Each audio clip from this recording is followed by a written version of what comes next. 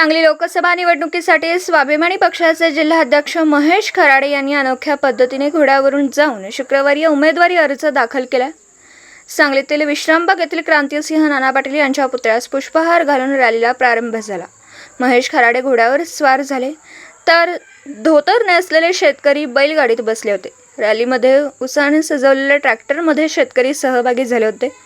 Rally जिल्हाधिकारी कार्यालयापर्यंत आल्यानंतर स्वाभिमानी शेतकरी संघटनेचे जिल्हाध्यक्ष पोपट मोरे, कार्याध्यक्ष संदीप राजोबा, सातारा जिल्हाध्यक्ष अनिल पवार, जिल्हाध्यक्ष वैभव कांबळे, अजित हलिगले, भरत चौगुले, राजेंद्र माने आदींच्या उपस्थितीमध्ये जिल्हाधिकारी डॉ. राजा दयानिधी यांच्याकडे अर्ज सादर केला।